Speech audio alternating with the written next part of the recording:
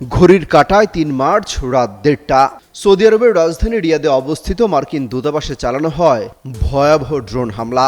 মার্কিন কর্মকর্তাদের দাবি, একটি ইরানি ড্রোন রিয়াদের কূটনৈতিক এলাকায় কঠোর নিরাপত্তা ব্যবস্থা ফাঁকি দিয়ে মার্কিন দূতাবাসের কমপ্লেক্সে আঘাত হানে। এর ১ মিনিটের মধ্যেই আরেকটি ড্রোন প্রথমটির তৈরি করা গর্ত দিয়ে ভেতরে ঢুকে বিস্ফোরণ ঘটায়।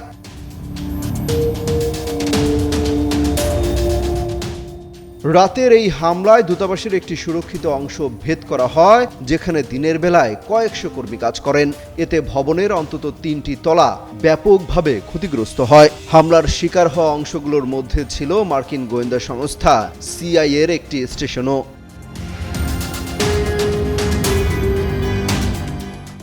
সৌদি প্রতিরক্ষা মন্ত্রণালয় প্রথমে হামলাকে সীমিত আগুন ও সামান্য ক্ষয়ক্ষতি বলে উল্লেখ করলেও মার্কিন কর্মকর্তারা বলছেন বাস্তবে ক্ষয়ক্ষতি ছিল অনেক বেশি। এতে কয়েক ঘন্টা ধরে আগুন জ্বলতে থাকে এবং দূতাবাসের কিছু অংশ পুরোপুরি ধ্বংস হয়ে যায়, যা আর পুনরুদ্ধারযোগ্য নয়।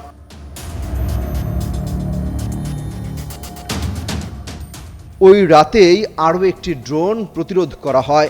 ভূপাতিত ড্রোনের ধ্বংসাবশেষ একটি প্রি স্কুলের কাছে গিয়ে পড়ে। ধারণা করা হচ্ছে একটি ড্রোন সৌদি আরবে নিযুক্ত সর্বোচ্চ পদস্থ মার্কিন কূটনীতিকদের বাসভবন লক্ষ্য করে করেছিল, যা দূতাবাস থেকে কয়েকশো ফুট দূরে অবস্থিত।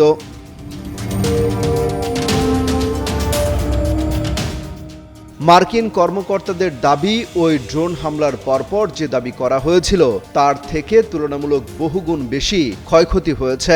নতুন করে এই তথ্য প্রকাশ করেছে মার্কিন সংবাদ মাধ্যম ওয়াল স্ট্রিট জার্নাল।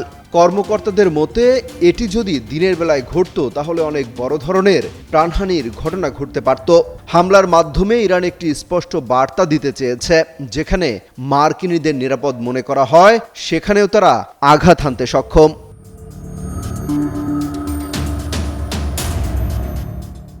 মধ্যপ্রাচ্যে দায়িত্ব পালন করা সাবেক সিআইএর সন্ত্রাস বিরোধী প্রধান বার্নার্ড হার্টসন বলেন, ইরান নিজস্ব প্রযুক্তিতে তৈরি অস্ত্র শত শত মাইল দূরে পাঠিয়ে তাদের প্রধান প্রতিপক্ষের দূতাবাসে আঘাত করতে সক্ষম হয়েছে। এর মানে তারা শহরের যে কোনো লক্ষ্যবস্তুতে আঘাত হানতে পারত। তিনি দাবি করেন, মার্কিন দূতাবাস ও সামরিক ঘাঁটিগুলোতে প্রকৃত ক্ষয়ক্ষতির পরিমাণ নিয়ে পূর্ণ অন্ধকার বজায় রাখা হচ্ছে, যা আরও বড় ধরনের ক্ষতির আশঙ্কা তৈরি করছে।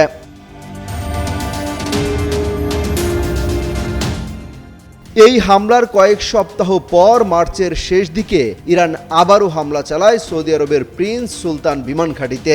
সেখানে মার্কিন যুদ্ধ বিমান, বিশেষ করে একটি রাডার নজরদারি বিমান ও জ্বালানি সরবরাহকারী ট্যাঙ্কার ক্ষতিগ্রস্ত হয়। এতে প্রায় ১ ডজন মার্কিন সেনা আহত হন, যাদের মধ্যে ২ জনের অবস্থা গুরুতর।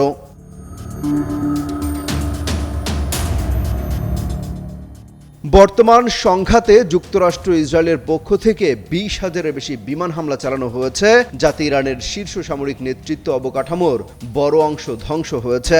তবে এর পরও ইরান নিয়মিতভাবে মার্কিন সামরিক ও কূটনৈতিক স্থাপনাগুলোতে হামলা চালানোর সক্ষমতা ধরে রেখেছে।